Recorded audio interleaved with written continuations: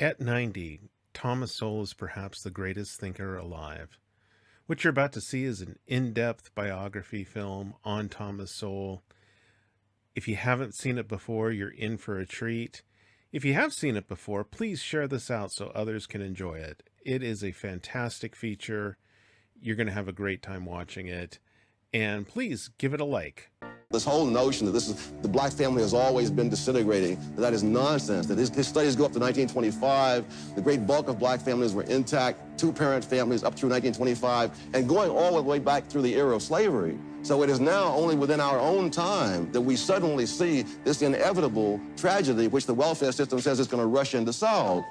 It's been 40 years since the show aired, and Thomas Sowell's writings continue to illuminate.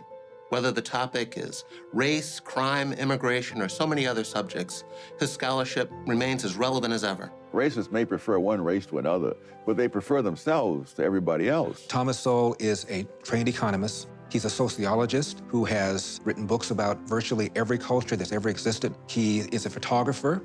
He is America's greatest contemporary living philosopher. I'm Jason Riley. I'm a journalist and author. For more than 2 decades, I have closely studied the life and work of Thomas Sowell. His story is both fascinating and illuminating. Tom makes a very, very good point that general principles affect everybody, whether they're black, brown, or purple. Tom is fearless not just in advancing unpopular opinions, but in venturing into areas of scholarship that had been untrodden.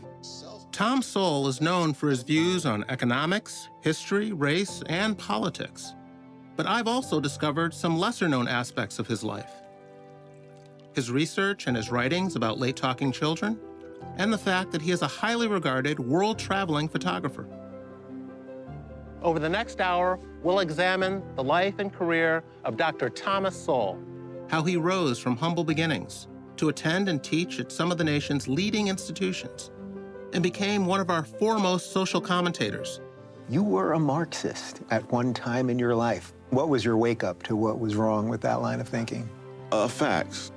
You're about to meet one of the greatest minds of the past half-century.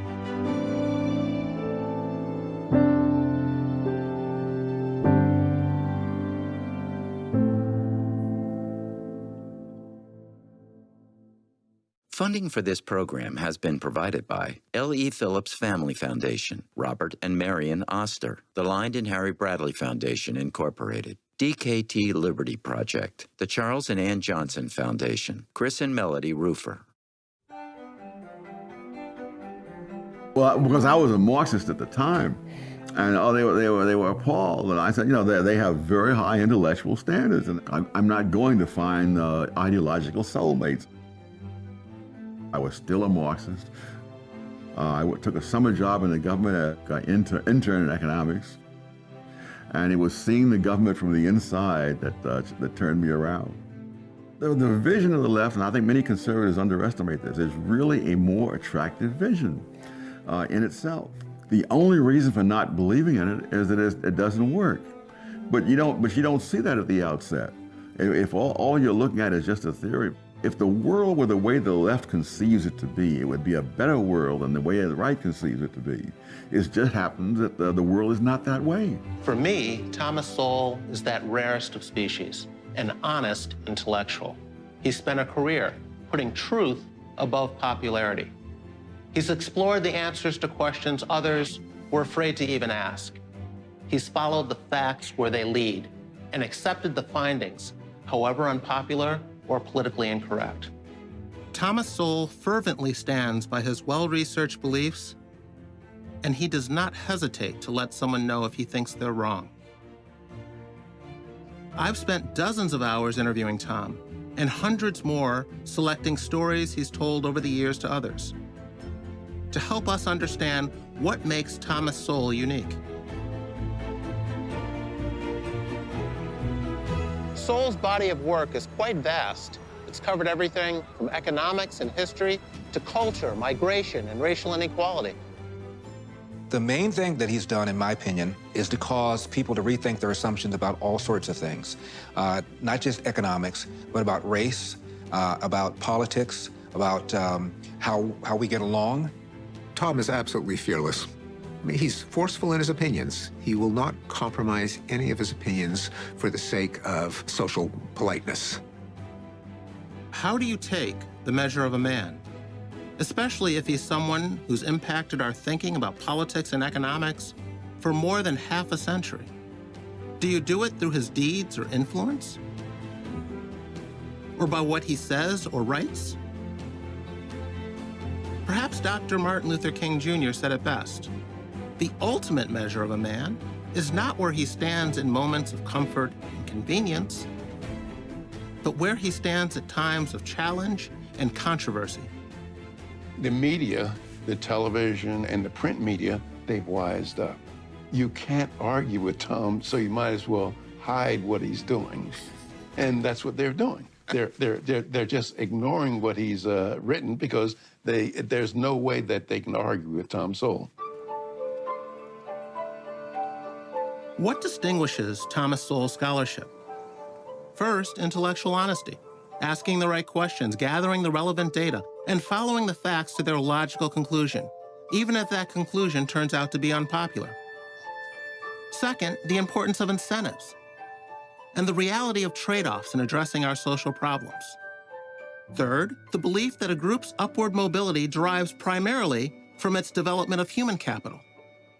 And finally, Sowell has an abiding respect for social processes and existing institutions and the role they play in decision-making. So where did Tom Sowell's ideas come from? What formed the foundation of a man who would go on to become one of the country's foremost public intellectuals? That story began 600 miles to the south of Midtown Manhattan, more than 8 decades ago.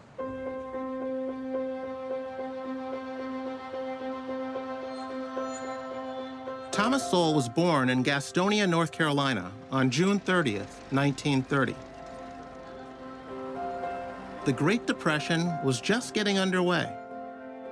And like many blacks in the South at the time, his family had no electricity, no central heating, and no hot running water.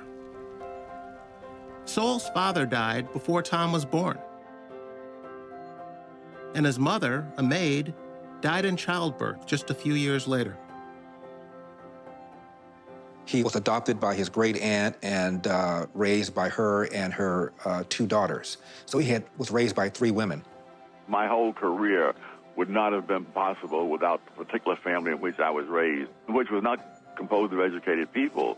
I mean, nobody in that family had ever graduated from high school, and most did not graduate from grade school. But they were interested in education, and they were interested in me. Tom was raised by a great aunt and her adult children. The family moved to New York City's Harlem neighborhood, a migration that exposed him to better schools and more opportunities than were available to blacks in the segregated South. My great fear is that a black child growing up in Harlem today will not have as good a chance to rise as people of my generation did, simply because they will not receive as solid an education in an era when such an education is even more important. Sowell was 8 years old. His family moved from North Carolina to New York City and settled here at 720 St. Nicholas Avenue in the neighborhood of Harlem. The building looks pretty much the same as it did more than 80 years ago when the Sowells moved in.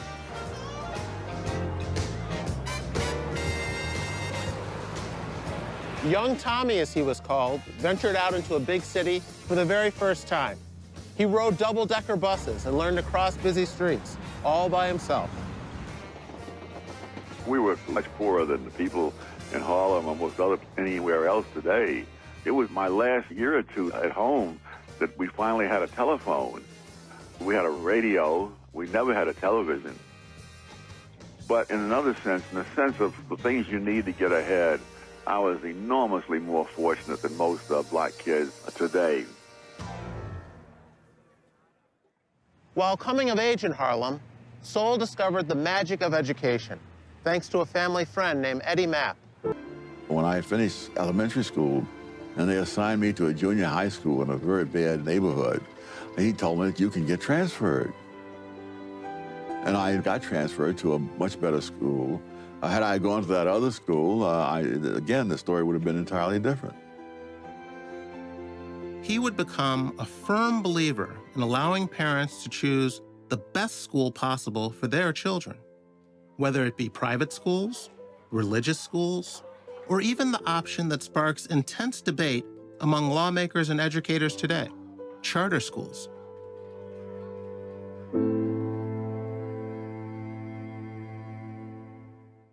There are few things more dishonorable than misleading the young. The abysmal quality of education available in the ghettos today is one that I really don't think the worst possible private school could match. 40 years ago, I received a far better education in Harlem than the people who are living in Harlem today have available to them. It's 8 a.m. at the Success Academy School in Harlem, New York. This is a charter school, an example of educational choice for people trying to better themselves despite the circumstances they were born into. For Tom, this is education done right. Professor Sowell has been a leader in supporting all forms of school choice, and I very fundamentally agree that we need more choices, not fewer. I think we particularly need that for our most vulnerable populations. Back in 1978, when there was a push for a voucher scheme, the New Republic objected. In their words, the least educated, the least ambitious, and the least aware would be left in the public schools. Professor Sowell grew up in Harlem. I grew up in Harlem. And the schools there have been a disaster for half a century. And so you have generations of kids who have not gotten the education that they deserve and are entitled to. Charter schools are public, tuition-free schools that are open to all students and able to operate independently from the traditional school district. They are given the autonomy to design a curriculum tailored to the needs of their students. But they must also meet academic standards set by state and local officials. Unlike traditional public schools, however, charter schools that don't meet these standards can actually be shut down. With respect to education, Tom would say it doesn't make any difference how much money you put in education, but if there are not some basic factors that you must take into account, that is, in order for a kid to get a good education, somebody must make him go to bed on time. Somebody must make him do his homework. Somebody must make him mind the teacher. Somebody has to get him up in the morning. And if those things are not done, I don't care how much money you put into education, you're not going to get very good results. And that is precisely what we see. For decades, Sowell has been a strong supporter of charters and other education options for families trapped in underperforming schools. There are, as you said, many blacks today who are still being given totally inadequate education, yes, cannot be expected to get very far for that reason. What would be your remedy for that? I would allow their parents to have a choice of where to send them to school, whether that choice is called a voucher scheme, open enrollment, tuition tax credit, any kind of scheme of that sort that would put that power in the hands of their parents, mainly because that would mean that the schools would have to be responsive to them. As it is now, the school is a monopoly. They need not be responsive. It is hard for me to understand what harm is going to be done by allowing parents to have a choice as compared to having self-interested bureaucrats have a monopoly. The things that they thought were going to help did not help, and in many cases, made things much worse. Thomas Sowell is a very private person. Despite having so much of his work put before the public, he's reluctant to give interviews and has been known to make journalists wait years before sitting down to talk about his life and work. But a colleague of mine took the time to get Tom to appear on his show. I'm Dave Rubin. I'm the host of The Rubin Report. That's right back behind me here in my home. I do a long-form interview show. Everybody was saying, you've got to talk to Thomas Sowell, you've got to talk to Thomas Sowell. And we tried for about 3 or 4 years to hunt him down, and finally we were able to interview him. One of the things that I found out that was sort of amazing about your history, you briefly mentioned it right before we started, you were a Marxist at one time in your life. Most people will find this hard to believe, but it is true. But it's not that unusual. Most of the leading conservative thinkers of our time did not start off as conservative. You had a couple like Bill Buckley and George Will. But I mean, Milton Friedman was a liberal and a Keynesian. Ronald Reagan was so far left, at one point the FBI was following him. Do you remember sort of what you were thinking, what appealed to you at that time about Marxism? Yes, I mean, there was no alternative being discussed. I treated my interview with him as Thomas Sowell 101. I wanted it to be for the new generation of young people who watch YouTube, who listen to podcasts. My first job was as a Western Union messenger. So I would take the Fifth Avenue bus. It would go all the way up Fifth Avenue, past all these Lord and Taylor and all these fancy places. And then I would cross 57th Street, down Riverside Drive. And then as I came across this long viaduct that turned into 135th Street, suddenly there were the tenements. And I wondered, why is this? It's so different. And nothing in the schools or most of the books seemed to deal with that, and Marx dealt with that. There's an absolutely beautiful moment where I ask him about his own political evolution. So then what was your wake up to what was wrong with that line of thinking? Facts. I love that moment. I mean, I knew the second he did it, I was like, we got our clip. That's as good as it gets. And it gets to, what does this man care about most? Does he care about how he feels about things, how he wants the world to be, or how is the world as it is? Because that's what he's saying. I care about facts. The world is a certain way, and now, using that as the baseline, we can try to figure out how to make things better.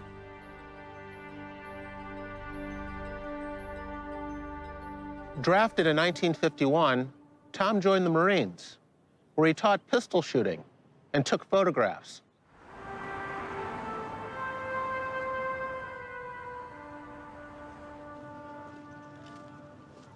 In fact, Sowell was part of the Marine Corps Combat Camera Division. Combat Camera is responsible for the historical documentation. It may not necessarily make it out to the local paper, but somewhere down the line, someone might be able to pull up an image and say, okay, this happened during this time frame. The imagery is used as good reference to anything we may need in the future or something that's happening right now.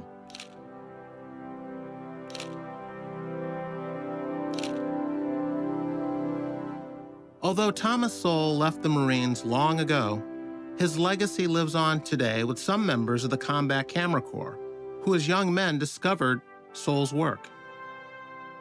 When I was a young person, I used to like to stay home from school occasionally, like to play hooky or pretend I was sick and stay home. But unlike most kids who'd, cut class and do whatever, I would watch videos of Thomas Sowell on Milton Friedman's show, Free to Choose, and he would just wipe the floor with people from the other side of the aisle that didn't seem like know what they were talking about. These were very smart people, but Thomas Sowell was so much smarter and so much more intelligent and so much more articulate that he would just make them seem like bumbling idiots, and I just thought that was awesome. When the private sector fails to create jobs at a fast enough rate, you find that people are unemployed and drift into needing help. I think it is overly broad to say that we turn people into helpless children. I don't remember talking to anyone who's ever been on welfare who didn't think they were being treated like children while they were on it. The lessons Sowell learned in the Marines would stay with him for the rest of his life, especially his love of photography, which would become Tom's artistic outlet while he pursued a life filled with studying facts and data. Photography did have connections to his vision of reality. Tom once commented to me that to be a photographer, you have to master trade-offs. All of the little adjustments that you fiddle with in the camera never involved making everything better or everything worse. It's a matter of trading one thing off to another. If you close down the diaphragm, then you get lots and lots of stuff in focus near to far. On the other hand, you're cutting down the amount of light. And a theme in Tom's work on society is that all policies involve trade-offs. And Tom often loses patience at people with sweeping visions. Here's how we can improve society. Here's a solution to a problem. And Tom points out in his political writings, there are no solutions, there are only trade-offs. Just like photography.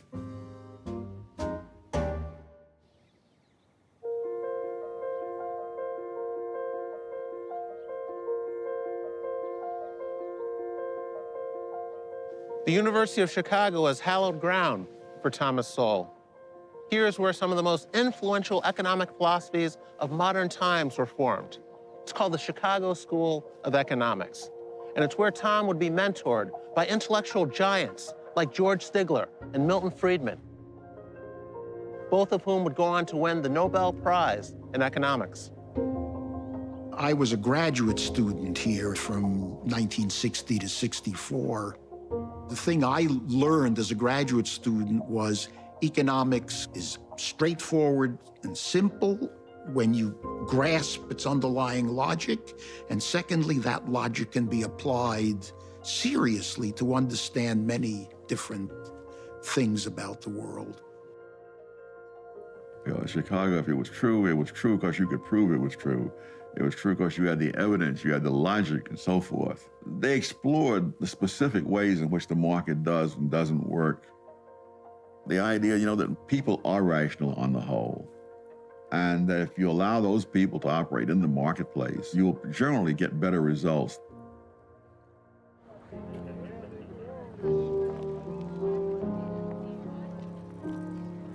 The Chicago School of Economics is where Tom says he understood the importance of discipline and the importance of getting hard data. In fact, he talks more positively about his experience at University of Chicago than at Harvard, where he says a lot of people, in his opinion, went on emotion. Tom was a Marxist when he took a course with Milton Friedman, and at the end of the course, he remained a Marxist. But what he appreciated was that at University of Chicago, economics was a full contact sport where you had to defend your position rigorously, otherwise you got wasted. And so at least Tom Sowell said he came out understanding the importance of hard data. I mean, I was still a Marxist after taking Milton Friedman's course. But one summer in the government was enough to let me say, no, this government is really not the answer. I mean, that is... Milton Friedman didn't cure you, but the federal government did. The federal government did. So never say the federal government doesn't do anything.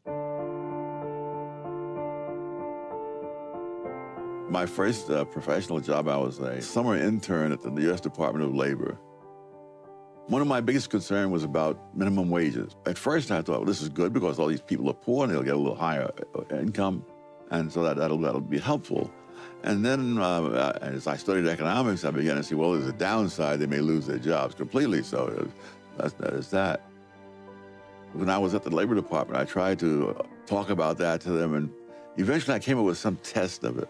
And when I came up with how we might test this, I was waiting to hear congratulations, you see, that I had this. And I could see these people were stunned. They said, oh, this idiot has stumbled on something that will ruin us all. And I realized the U.S. Department of Labor had its own agenda and interests. And that did not necessarily mean that whether poor people lost their jobs for minimum wages or got higher pay was their highest priority. Tom Sowell looked at the data, and the data found that minimum wage hikes cause people who are unskilled to lose jobs. He found out that people in the government didn't give a rip whether or not it worked or didn't work. They were simply implementing the policy. And that's what shocked him and caused him to begin to rethink lots of his assumptions. So it wasn't academia that caused him to become more conservative. It was real life working for the government. I was now beginning to understand things I hadn't understood before.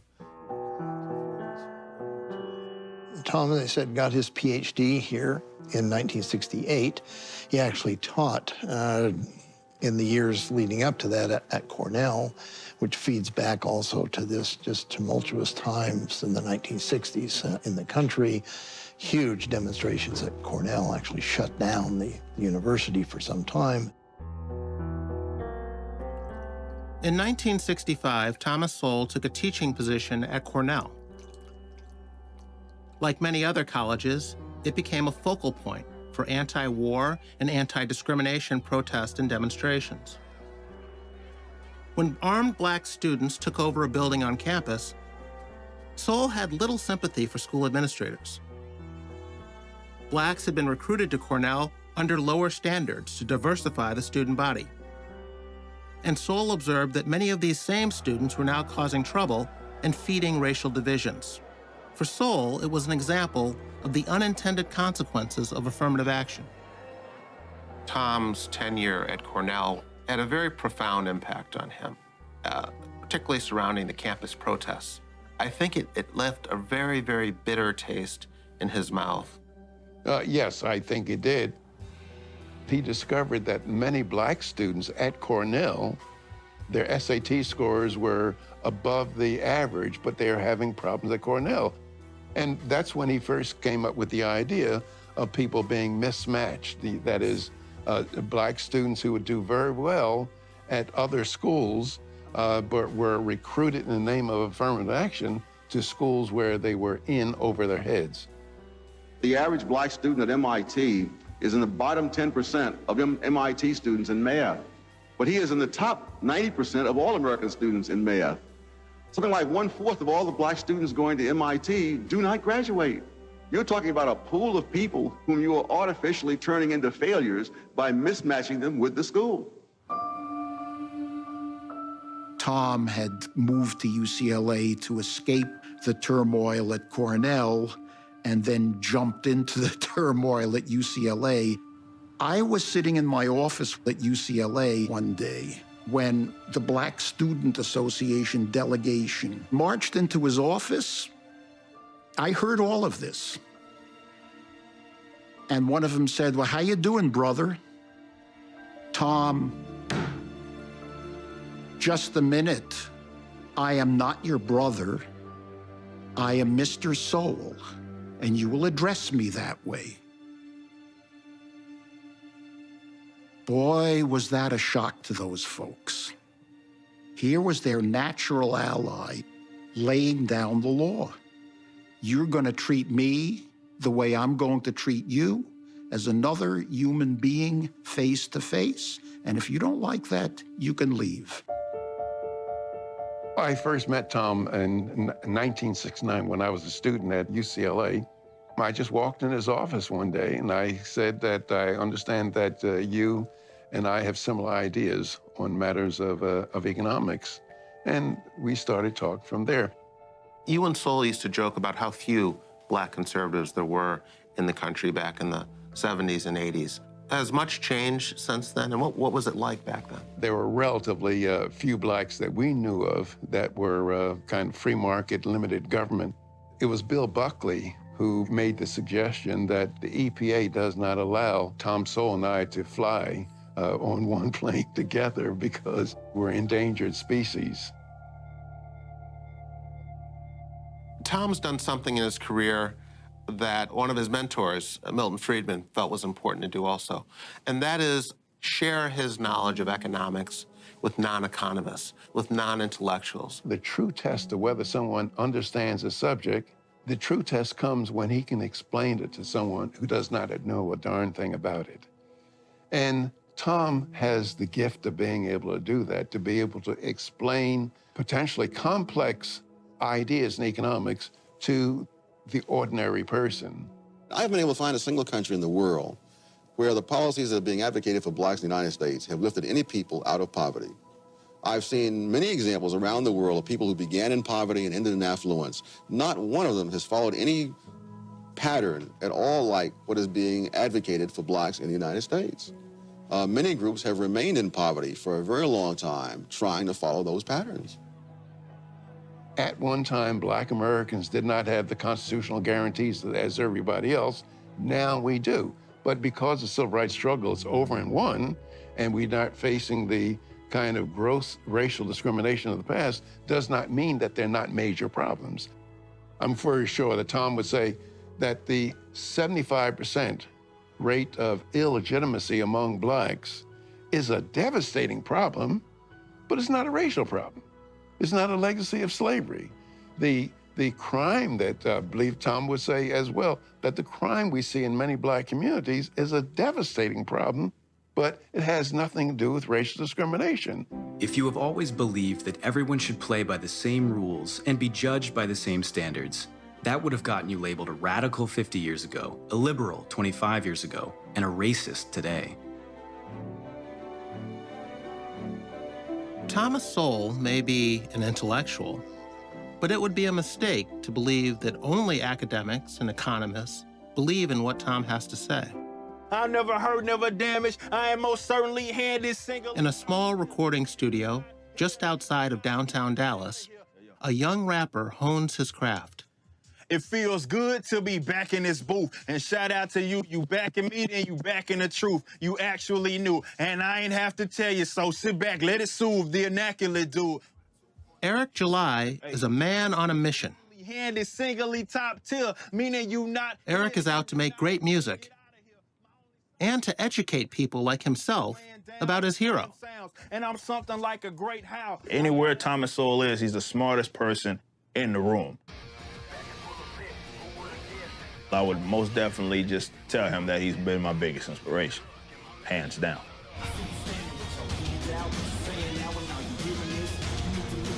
Eric fronts the rap metal band Backwards and uses his music to get a message across with politically charged lyrics, many of them inspired by Thomas Sowell. He has emerged as an influential young voice who is outspoken in his support for individual freedom and less government intervention.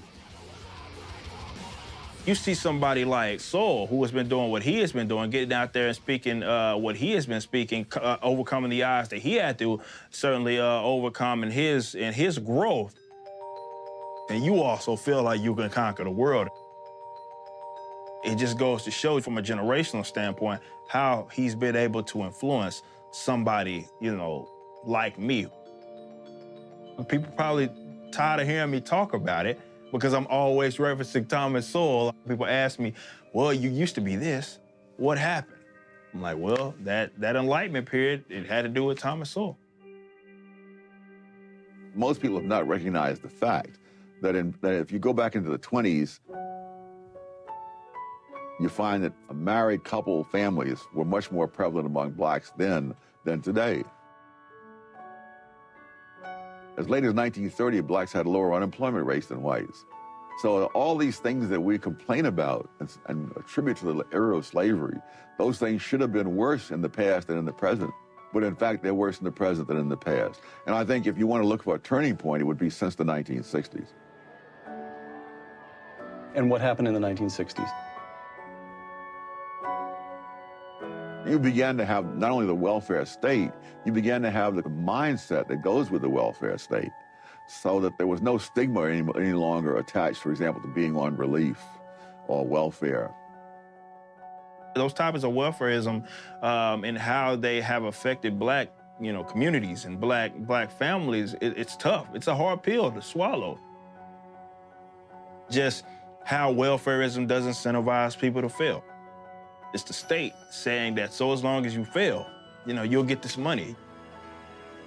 You'll get this money, we'll take care of you, housing, whatever you need. But the minute you get above this line, the minute you see this amount of success, we're gonna strip it all away from you.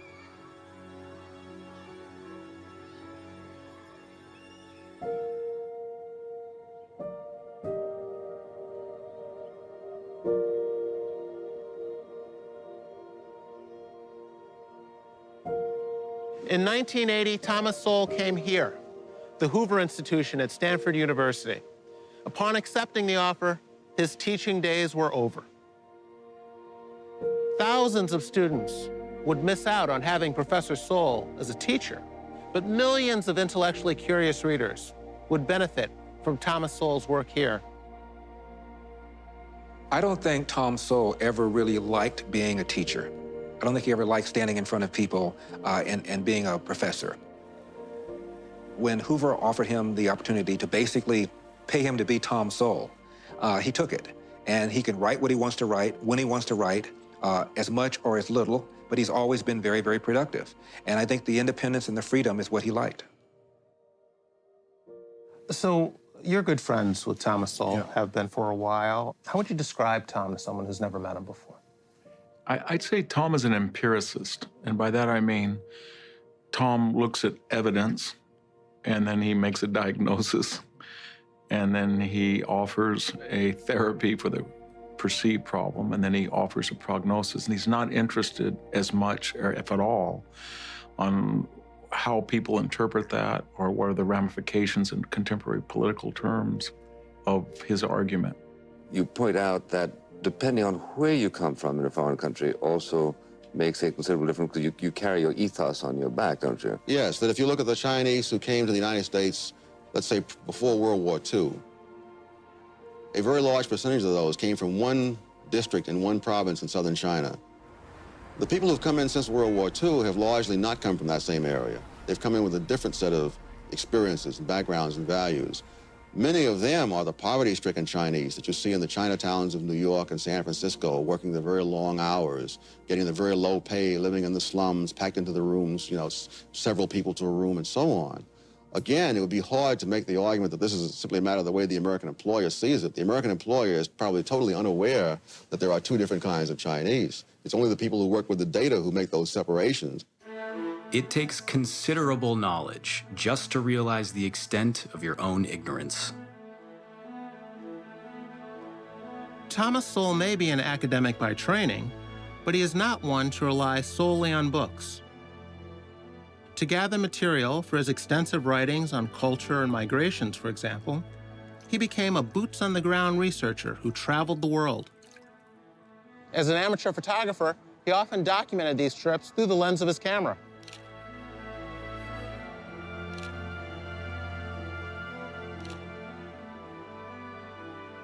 His purpose was to try and understand the role of cultural differences, both within nations and between them. And not only today, but throughout history.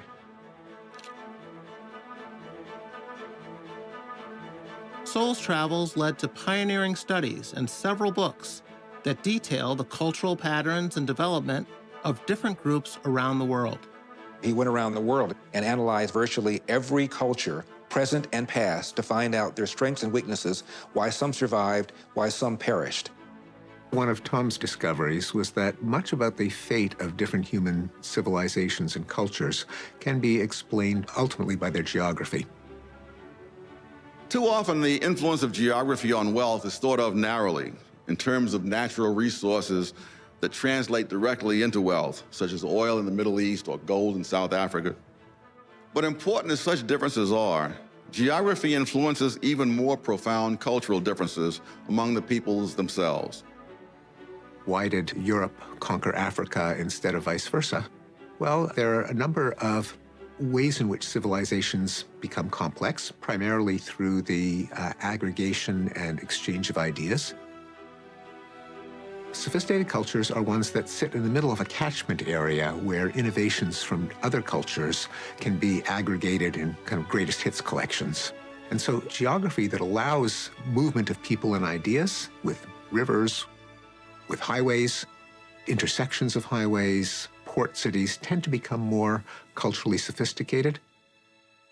A lot of his research, as you mentioned, has focused on why some groups excel and others do not. But that curiosity is not necessarily appreciated by a lot of people who seem to approach it from the standpoint that if a culture isn't rising, it's someone else's fault. Yes. Someone else is keeping them down.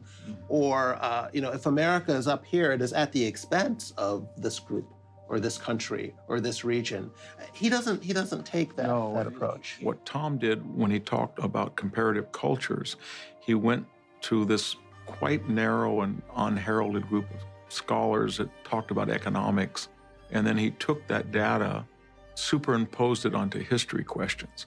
So when people who were critical of Tom would say, well, he hasn't read this particular historical work, or he wasn't quite appreciative of this great novel or this great history, or this, they didn't understand that what he lost as being an economic historian, he gained in really trying to explain how cultures were successful or how much dominance they had in trade by actually looking at economics. And most historians, they think that economics is a dismal science, and they're not trained to do that.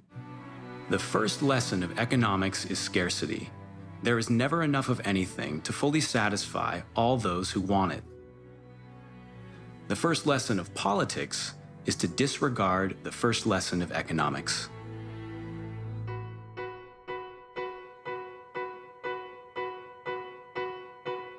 I wanted to explore how Sowell's concepts on free markets have influenced business leaders today.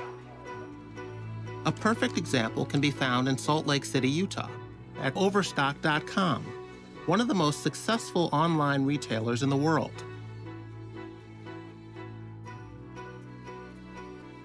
Aaron Hunsaker, an Overstock employee, has been heavily influenced by Thomas Sowell's ideas. He credits much of its success to the free market economic principles championed by Thomas Sowell. I discovered Thomas Sowell like every good thinker discovers things in the modern day on YouTube. I was watching a Milton Friedman video and I see Thomas Sowell speaking with Milton Friedman. And I was like, wow, this guy is really, really smart. And he gave a real rigorous, as rigorous as you could be on TV, but a real rigorous answer to a question. I really appreciated that. And I just kind of went down the YouTube wormhole with Thomas Sowell. And then I saw that he'd written 10 or 1,000 books or something like that. He has tons of books. And I just started to explore him. And the more I explored Thomas Sowell, he talked a lot about incentives in institutions, government institutions. I come from kind of a punk rock hardcore background, and I had an incentive to be more left and angry because it makes better music. You don't hear a whole lot of music about, oh, well, if I work really hard and we base it off meritocracy, things will be great. But upon kind of digging into Thomas Sowell's thought process, I realized that it's far more punk rock to base things off of individual freedoms and thought. I see him as someone who has constantly strived to be consistent. And to those that want to be consistent, you have to study geography, you have to study history, you have to study political philosophy, you have to study journalism, you have to study all of these subjects as a whole and see how you can put together a view that makes them consistent with each other. That's why I think Thomas Sowell is so well versed and such a Renaissance man. I grew up in an era when people, particularly blacks, were a lot poorer than today, faced a lot more discrimination than today, and in which the teenage pregnancy rate was a lot lower than today. I don't believe there is a predestined amount of teenage pregnancy, a predestined amount of husband desertion. Gutman has done a study of the black family showing that this whole notion that the black family has always been disintegrating, that is nonsense. Some things are believed because they are demonstrably true, but many other things are believed simply because they have been asserted repeatedly. In the 1990s, Sowell took up a new area of research, the phenomenon of late-talking children. For Tom, it was personal. I met Tom Sowell through language. I am a cognitive scientist. I study language. I wrote a book on language. And I got a letter out of the blue from Professor Sowell. His son was a late talker, but contrary to some of the diagnoses that he got from so-called experts, he didn't believe that his son was retarded or autistic, just that his language was late in developing. He just did not talk. This meshed with my own understanding of the relationship between language and thought, namely, they're not the same thing. So I wrote to Tom saying, your intuition about your son is consistent with my understanding. Tom Sowell sought out answers. Eventually, his son, John, not only began to speak, but to excel. Sowell wrote about this remarkable journey in his landmark book, Late Talking Children. Tom discovered that there was a syndrome that many famous scientists, engineers, mathematicians would also have acute spatial ability and numerical ability, but were late in developing the ability to speak. One of those impacted was Los Angeles-based writer Jennifer Van Laar, whose own young son, Sam, wasn't talking at all. When Sam was about 18 months old, he wasn't really talking. He just babbling, no word that we could make out to be an English word. So I started looking online and saw Late Talking Children and then Dr. Thomas Sowell and said, oh, I definitely want to read what he has to say because I respect him as an intellectual. I had already noticed in Sam that he would build different block towers with different patterns repeating over and over. He would have movies that he just loved watching over and over, and one of them was Charlotte's Web, and another one was Shrek. And so I would come and find ABC blocks on the floor or on the refrigerator, spelling out, and even write out Lucasfilm, which is pretty big for a 3-year-old to be able to do.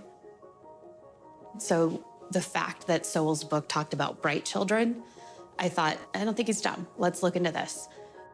So I went to go see Dr. Camarada to get an evaluation. And they gave us a full plan of what we could do to help him to be able to acquire language and be successful in school. When Sam started piano and he had been so advanced in that first year, at the end of the year, they had a recital, and he still wasn't talking in more than one sentence, maybe two, but he got up and he introduced his piece, and it was Twinkle, Twinkle, Little Star. It made me cry. I sent the video of that to the Camaradas and said how proud I was of him and thanked them for the help they had given us, and they asked if they could send it to Dr. Sowell. Said, go ahead. And then they emailed back and said that Sowell had really loved watching the video of Sam.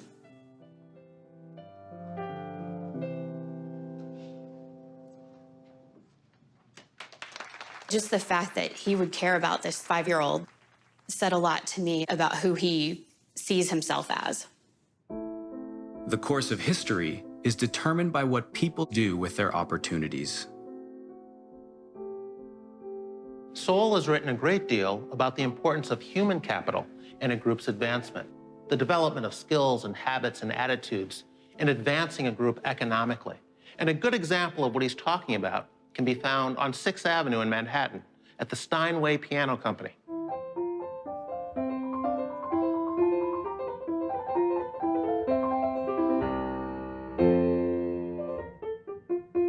President and CEO Ron Losby explains how the history of Steinway aligns with Thomas Sowell's theories. We still follow the tenet that Heinrich Engelhard Steinweg started the company with, and that is to build the best piano possible. They were living in Ziesen in the Harz Mountain area of northern Germany. At that time, there was a lot of political upheaval in Germany, and they had the guild system. I think you would call it the apprentice system today, and it had really strict rules. And Heinrich was just so full of ideas on how to build the best piano that he possibly could that he was impatient, and he didn't want to wait until he had graduated from this system. On his own, Heinrich created a few pianos. And while they were favorably received, the economic restrictions in Germany at the time made him realize that if he was to succeed, he would have to take his skills elsewhere.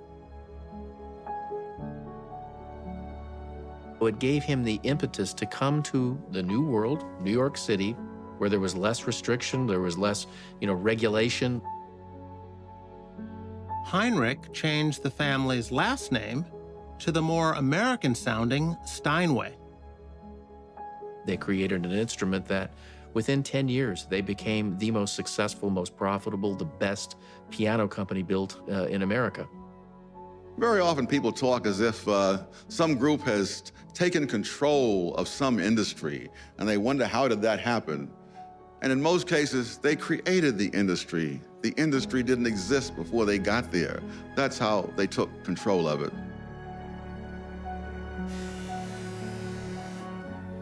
Heinrich's decision to relocate to America is a good example of one of Thomas Sowell's core beliefs: that individuals carry with them their skills, no matter where they go, and can succeed if permitted to do so without cumbersome government regulations. It's amazing how much panic one honest man can spread among a multitude of hypocrites. Listen to this list. The Thomas Sowell Reader, 2011. Intellectuals and Race, 2013. A new edition of your classic work, Basic Economics, in 2014. Wealth, Poverty, and Politics, 2015. And now, 2018, Discrimination and Disparities. And do you know what I just did? I just listed the books you've published since turning 80.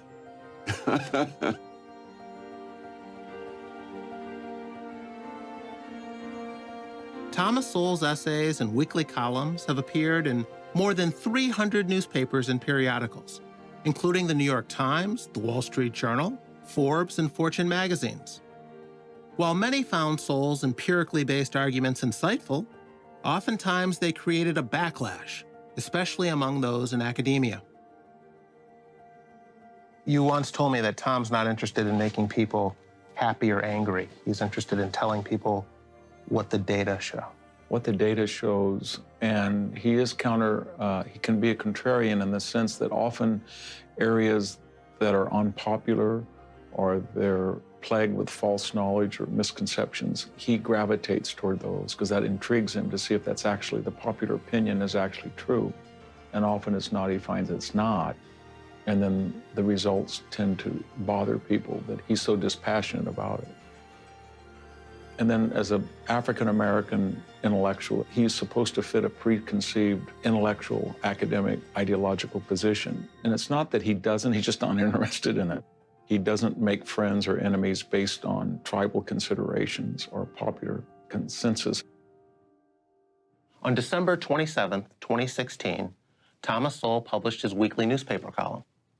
I'd read his column for decades and always looked forward to it. But this one was different. Thomas Sowell was saying goodbye. Within minutes, the internet lit up with thousands of comments about Tom retiring from writing his column. Most of the postings were along the lines of, "Say it isn't so." I did that after spending some time in Yosemite with a couple of photo buddies. And I realized that in those 4 days, we hadn't watched a single news program. We hadn't seen a single newspaper. I said, this is the life. I don't need to be watching, because most of the foolish things that are said on these programs were said 20 and 30 and 40 years ago and refuted 20 and 30 and 40 years ago. By you, quite often. But you're happier when you're not reading the news. Absolutely. But at the same time, you're also happier when you're working on a book. Yes, when I can go out there and get the hard data and find out what's really happening. In dozens of books and numerous television appearances and thousands of columns, Sowell has championed his philosophy of free markets and personal responsibility while weathering the storms of challenge and controversy. Sowell has spent his adult life proudly sharing his political and economic beliefs. For some, he's a clear thinker full of common sense. Others say he lacks empathy. What no one can doubt is the courage of this maverick intellectual. If you could offer one sentence of counsel to some sophomore or junior who's watching this today. It's not over till it's over, as Yogi Berra said. And I would say to this young person, if we, through some miracle, get through this, please take to heart the lesson of what happens when you vote on the basis of rhetoric and symbolism and instead of using your mind. It doesn't matter how smart you are unless you stop and think.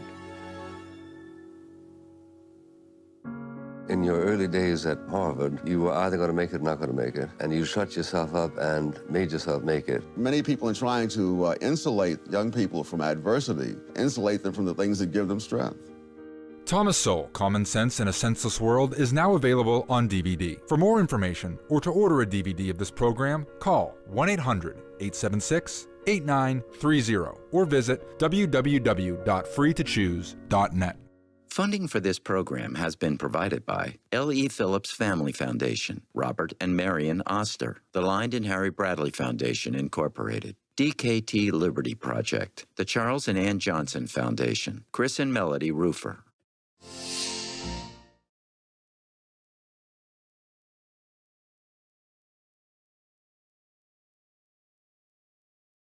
Well, you must have liked it if you made it to the end, so go ahead and hit that like button. And also in the comments, type the word GOAT, greatest of all time. Do that for Thomas Sowell. If you use the Brave browser, go ahead and hit that triangle to show some support. And also these referral links really help me out and show your support for the channel. There's an offer for American Express, Amazon Prime card, $125. Coinbase, $10 in Bitcoin, Webull, 2 free stocks, and up to 90 in Bitcoin for the Celsius network. These links help out the channel, and they're great offers. These are all services I use myself. Okay, take care and thanks again. Really appreciate your comments and all your support.